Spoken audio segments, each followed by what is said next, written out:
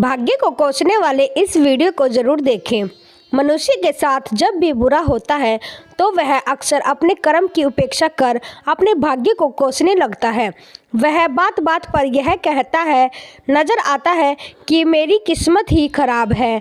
वह यह भूल जाता है कि भाग्य का धागा उसके कर्मों से जुड़ा होता है जिसे वह अनदेखा कर रहा है। मित्रों, एक छोटा सा गांव था। उस गांव में भोला नामक एक मजदूर रहता था। भोला दिन भर मजदूरी करके अपने परिवार का पालन पोषण बड़ी मुश्किल से करता था। भोला अपनी ज़िंदगी से बहुत परेशान था। वह सोचता था कि दिन भर मजदूरी करता हूँ तब भी परिवार का पालन पोषण सही तरीके से नहीं हो पाता है। भोला अपने आप को हमेशा कोसता रहता था।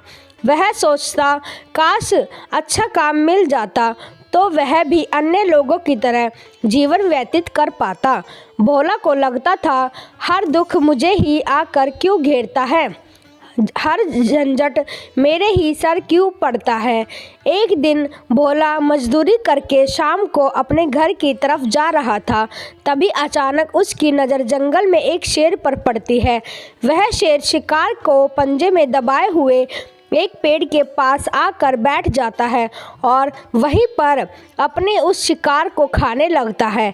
जब वह परेशान आदमी उस शेर को देखता है तो कहने लगता है कि क्या ज़िंदगी है इसकी, यह शेर की क्या मज़े का जीवन जी रहा है। ना इसे खाने की चिंता, ना पीने की, ना पहनने की और ना ही परिवार की चिंता है। शिकार करता है और मस्त खुली हवाओं में कभी इधर उधर घूमता रहता है। सारे दिन जंगल में यूं ही मस्ती करता रहता है। असल जिंदगी तो यही है, असली जीवन तो यह शेर जी रहा है। और फिर भोला आसमान की तरफ देखकर जोर जोर से चिल्लाता है कि काश मैं भी एक शेर होता तो मुझे भी कोई दुख ना होता, मुझे भी कोई परेशानी ना होती। काश मैं भी शेर होता। जब भोला 2 से 3 बार जोर जोर से चिल्लाता है कि काश मैं भी एक शेर होता तो मुझे भी कोई दुख ना होता, मुझे भी कोई परेशानी ना आती, तो अचानक आसमान से बिजली कड़कने लगती है और आसमान से आवाज़ आती है कि हे इंसान, क्या यह हमने सच सुना है कि तू हमारी दी हुई ज़िंदगी से परेशान है और तू एक शेर बनना चाहता है। तो इस आकाशवाणी को सुनकर भोला हैरान रह जाता है और आसमान की तरफ देखकर कहता है, हाँ, मैं सच में अपनी इस ज़िंदगी से बहुत परेशान हूँ, क्योंकि हर परेशानी मेरे साथ ही है, हर दुख मुझे ही है, हर समस्या मुझे ही घेरती है, सारी तकलीफ़ें मुझे ही मिलती है। तो आसमान से फिर आवाज़ आती है, हे इंसान, एक बार फिर सोच ले, हमने तुझे बड़ी प्यारी ज़िंदगी दी है, लेकिन अगर फिर भी तू चाहता है कि हम तुझे शेर बना दे तो हम तुझे शेर बना देंगे, लेकिन अगर एक बार हमने तुझे शेर बना दिया तो फिर हम तुझे शेर से दोबारा इंसान नहीं बनाएंगे। यह सुनकर भोला तुरंत जवाब देता है कि मैंने अच्छी तरह से सोच लिया है कि मुझे शेर ही बनना है और एक बार शेर बनने के बाद मैं दोबारा कभी नहीं कहूँगा कि मुझे इंसान बनना है। तभी ऊपर से आवाज़ आती है कि जैसी तुम्हारी इच्छा, और वह भोला शेर बन जाता है। शेर बनते ही भोला खुली हवाओं में घूमने लगता है। कभी घूमता हुआ इधर चला जाता है तो कभी उधर चला जाता है और सोचता है, क्या मज़े की ज़िंदगी है, असल ज़िंदगी तो यही है, ना कोई चिंता, ना कोई परेशानी, ना कोई डर। वह सारा दिन खुले आसमान के नीचे आराम से जंगल में घूमता रहता है। इसी तरह घूमते घूमते शाम को समय नज़दीक आ जाता है और तो वह सोचता है कि मेरे पास रहने का एक ठिकाना भी होना चाहिए, मेरा अपना एक घर होना चाहिए जहां मैं रात में आराम कर सकूं। तो यह सोचकर वह जंगल में एक बड़े पेड़ की जड़ में गड्ढा खोदकर अपना एक सुंदर घर बना लेता है और रात में उसी में सो जाता है और सोचता है, सुबह उठकर शिकार भी करूंगा और सुबह उठकर फिर मैं मौज मस्ती भी करूंगा और खुली हवाओं में मस्ती करूंगा।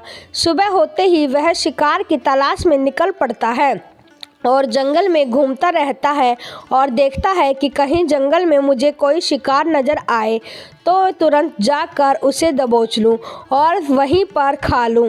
लेकिन उसे कोई शिकार नज़र नहीं आता। काफ़ी समय बीत जाता है। वह लगातार जंगल में शिकार को ढूंढता रहता है, लेकिन उसे कोई शिकार नहीं मिलता। उस जंगल के पास थोड़ी दूर पर एक और जंगल होता है। वह उस जंगल में चला जाता है, यह सोचकर कि शायद वहाँ कोई अच्छा सा शिकार मेरे हाथ लग जाए, जिससे मेरी भूख शांत हो जाए। वह जंगल में घूम घूम कर शिकार को ढूंढता रहता है। जंगल के बाहर जाकर भी शिकार को ढूंढता है, लेकिन उसे वहाँ भी कोई शिकार नहीं मिलता है। शाम का समय नज़दीक आ जाता है तो शेर बना भोला मायूस होकर वापस अपने घर की तरफ लौट रहा होता है कि रास्ते में थक कर एक पेड़ के नीचे बैठ जाता है। जब वह एक पेड़ के नीचे बैठा होता है तो उसकी नज़र एक बीमार खरगोश पर पड़ी रहती है, जो कि अधमरा अवस्था में होता है। वह शेर तुरंत जाकर उसे दबोच लेता है, उसकी हड्डी निकाल कर अलग कर देता है और उसे खा जाता है। उस खरगोश को खाने के बाद वह अपने घर की तरफ चला जाता है और रास्ते में सोचता है कि चलो बीमार खरगोश ही सही, लेकिन कुछ तो खाने को मिला। शेर अपने घर पर पहुंचकर आराम करने लगता है और सोचता है सुबह एक अच्छा सा शिकार मिल जाए तो अपनी भूख मिटा लूँगा। जैसे ही सुबह का प्रकाश होता है वह अपने शिकार की तलाश में निकल पड़ता है। अपने शिकार की तलाश में वह घने जंगल में भटकता रहता है, लेकिन इतना भटकने के बाद भी आज फिर कोई शिकार उसके हाथ नहीं लगा। काफ़ी समय बीत जाता है तो वह पहाड़ियों की ऊंचाइयों पर जाकर अपनी तेज़ नज़रों से शिकार को ढूंढने की पूरी कोशिश करता है, लेकिन उसे कोई भी शिकार नज़र नहीं आता है। फिर शेर पास के दूसरे जंगल की तरफ चला जाता है, लेकिन उसे वहाँ भी कोई भोजन नहीं मिलता है। इसी प्रकार पूरे दिन जंगलों में घूमते घूमते शाम का समय नज़दीक आ जाता है तो वह निराश होकर भूखा वापस लौटने लगता है और रास्ते में एक पेड़ के नीचे आकर बैठ जाता है और सोचता है शायद आज फिर कोई बीमार खरगोश मेरा इंतज़ार कर रहा है। लेकिन मित्रों कहते हैं कि हर बार किस्मत मेहरबान नहीं होती है। आज उसे कोई बीमार खरगोश भी नहीं मिला।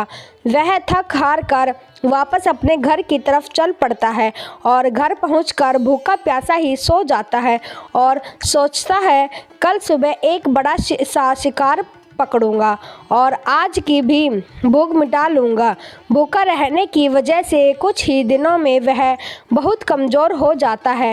रात को वह अपने घर में गहरी नींद में सोया होता है कि तभी अचानक एक भयानक तूफान आ जाता है और तूफान की हवा इतनी तेज़ होती है कि जंगल के बहुत से पेड़ों को उखाड़ देती है और बहुत से पेड़ टूटकर नीचे गिर जाते हैं। पूरा जंगल तहस नहस हो जाता है। तूफान के बाद तेज़ बारिश शुरू हो जाती है। बारिश के कारण उस शेर के घर मतलब उसकी मांद में पानी भर जाता है, जिस कारण वह अपने घर से बाहर निकलता है। बाहर तूफान के टूटे पेड़ पड़े होते हैं। वहाँ पर नीचे एक नोकदार लकड़ी पड़ी होती है जो उसके पंजे में गड़ जाती है और उसे बुरी तरह घायल कर देती है। तेज़ बारिश होती रहती है पर यह किसी तरह से पेड़ों के नीचे छुप कर बैठा रहता है।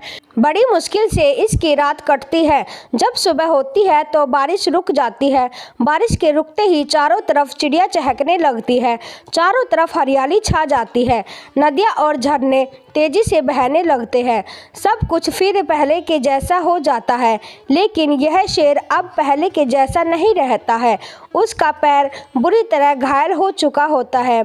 उसके पंजे में जो लकड़ी घुसी थी उसकी वजह से उसका पंजा बुरी तरह से लहूलुहान हो जाता है। और मित्रों, मैं आपको बता दूं कि शेर का जो पंजा होता है वह उसके शिकार को पकड़ने के लिए सबसे ज़रूरी होता है, क्योंकि शेर अपने पंजों से ही अपने शिकार को पकड़ता है, दबोचता है और फिर अपने नुकीले दांतों के माध्यम से नोच नोच कर खा जाता है। लेकिन अब इस शेर का पंजा बुरी तरह से घायल हो चुका था और वह पिछले कुछ दिनों से भूखा भी था। वह शिकार की खोज में थोड़ा सा घूमता है और सोचता है कि शायद फिर कहीं कोई बीमार शिकार मिल जाए, लेकिन कहाँ बार बार कोई बीमार खरगोश मिलने वाला था। वह कुछ देर तक घूमता है, लेकिन फिर भूख और दर्द के मारे थक कर एक झाड़ी में आकर बैठ जाता है। वह झाड़ी में आकर बैठ तो जाता है, लेकिन उसे पता नहीं था कि यहाँ एक और मुसीबत उसका इंतजार कर रही है। और वह मुसीबत यह थी कि 8 से 10 जंगली कुत्तों का एक झुंड मिलकर उसे परेशान करने लगता है। जंगली कुत्ते इसके ऊपर आकर उसके घाव को नोचने लग जाते हैं। उन्हें भी पता चल जाता है कि यह शेर घायल है और भूख की वजह से कमज़ोर भी है और यह अब भाग भी नहीं पा रहा है।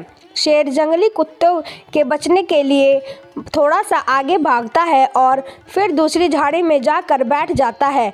कुत्तों से पीछा छुड़ाने का प्रयास करता है, लेकिन वह फिर इसके पीछे आ जाता है।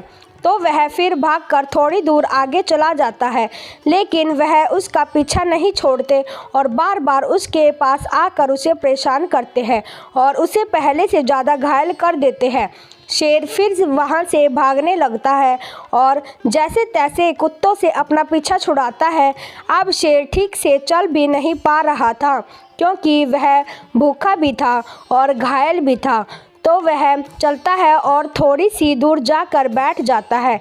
इसी तरह भूख और घायल हालात में एक दिन गुजर जाता है, दूसरा दिन भी गुजर जाता है और ऐसे ही तीसरा दिन भी गुजर जाता है। शेर की हालत और ख़राब हो चली जाती है। ऐसे ही कई दिन बीत जाते हैं, लेकिन इसकी हालत में कोई सुधार नहीं हो रहा था। इसकी हालत बद से बदतर होती जाती है।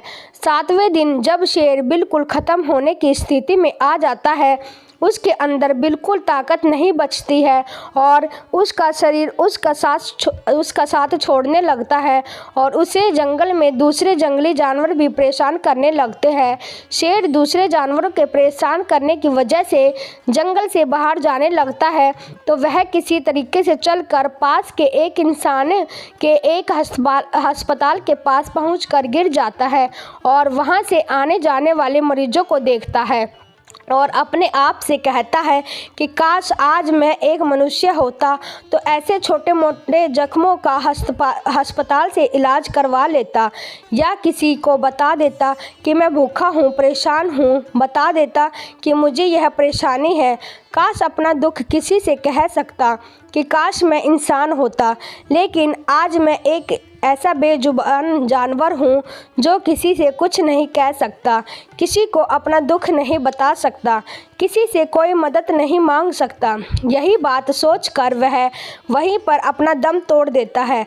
वह अपनी जान की कुर्बानी तो दे देता है, लेकिन साथ ही हमें यह सीख भी दे जाता है कि आपको भगवान ने जैसा बनाया है, आप जैसे भी हो, अच्छे हालात में हो या बुरे हालात में हो, और उसी में बेहतर बनने की कोशिश करते रहो, ना कि इस बात से परेशान रहो कि काश मैं एक ऐसा होता, काश मैं वैसा होता, काश मैं यह बन जाऊं, काश मैं यह बन जाऊं। आपको जैसा भी बनाया है, आप उसी में अपना बेहतर करने का प्रयास करते रहो। मित्रों, यह कहानी तो काल्पनिक है, लेकिन हमें जीवन की एक बहुत ही महत्वपूर्ण सीख सिखा कर जाती है कि हम जैसे भी हैं अच्छे हैं, बस हमें उसी में अपना सर्वश्रेष्ठ बनने का प्रयास करते रहना चाहिए। आपको जीवन में आई कोई भी छोटी मोटी चुनौती ईश्वर द्वारा की गई केवल परीक्षा मात्र है, जिसमें सफलता प्राप्त करने वाला भाग्यवान कहलाता है। अपने भविष्य और भाग्य के निर्माता स्वयं आप हो। इसलिए मित्रों, नकारात्मक सोच को स्वयं से दूर रखकर हर विपरीत परिस्थिति में भी कुछ ना कुछ सकारात्मक सोचें। मुसीबत हमारी जिंदगी की एक सच्चाई है। कोई इस बात को समझ लेता है तो कोई पूरी जिंदगी भर इसका रोना रोता रहता है। जिंदगी के हर मोड़ पर हमारा सामना मुसीबतों से होता है। इसके बिना जिंदगी की कल्पना नहीं की जा सकती। गीता में भगवान श्री कृष्ण ने भी कहा है कि मनुष्य को सदैव अच्छे कर्म करने चाहिए, क्योंकि अच्छे कर्मों के क्षीण हो जाने पर भाग्य में नष्ट हो जाता है। जिस मनुष्य का अपने कर्मों पर अटूट विश्वास होता है और जो मनुष्य अपने कर्मों पर सदा अड़िग रहता है, केवल वही मनुष्य जीवन में सफल होता है। इसमें भगवान श्री कृष्ण ने स्पष्ट संदेश दिया है कि अगर आप अपने कर्म की गुणवत्ता में किसी भी प्रकार का समझौता करते हैं तो आप उससे मिलने वाले फल अथवा परिणाम से भी समझौता कर रहे हैं, जो भले ही दूरगामी हो लेकिन आपका भाग्य तय करता है। आज जो भी या जैसी भी आपकी किस्मत है वह आपके संचित कर्मों का परिणाम है। दोस्तों, वीडियो कैसी लगी आप हमें कमेंट बॉक्स में कमेंट करके ज़रूर बताएं और वीडियो को एक लाइक ज़रूर करें और हमारे चैनल को सब्सक्राइब करें। धन्यवाद।